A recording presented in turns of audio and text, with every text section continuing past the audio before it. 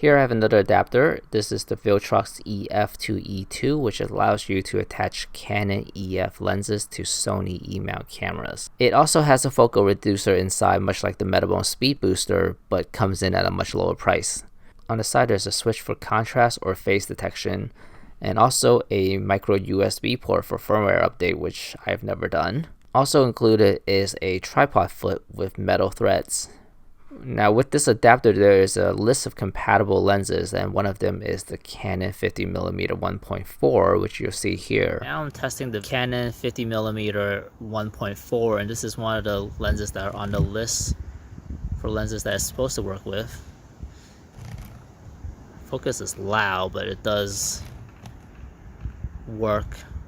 And this is set to contrast detection. Let's try phase detection. So this is about the minimum that I'll focus on, minimum focus distance, and infinity. I don't notice any difference between contrast detection and phase detection as far as this adapter goes. And in either case, I think if I start recording a video with the 50mm 1.4, I could have continuous autofocus. You can see that when I select it, it's not grayed out. I could choose between continuous or manual. I've also tested this adapter with the Canon 28-135, which is not on the list of compatible lenses. This is with the 28-135, and that's a 28mm focal length. There's from infinity to minimum focus distance, infinity, kind of missing focus there.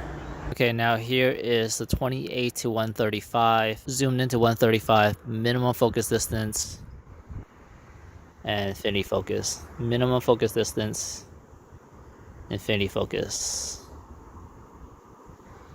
Not very fast, and sometimes missing the focus, and sometimes hunting quite a bit. But I will say that this is not a lens that is listed to work with, so I'm surprised that it's kind of working at all. You could use this for shooting stills, but autofocus in video mode is grayed out. The real reason I'm testing this lens is to see if image stabilization works. For my first test, I'm just holding it as still as I can. Right now set to off, and now set to on. At 135 it does make a little bit of a difference. And then the second test, I'm panning back and forth. Right now it is set to off, and now it's set to on.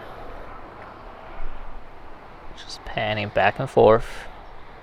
It looks like the stabilization indeed does work with this adapter. And despite having both contrast and phase detection, I see no difference in performance. In both cases, autofocus works reasonably fast, but you just have to check to make sure that the adapter is compatible with the lens that you're using, especially when shooting video.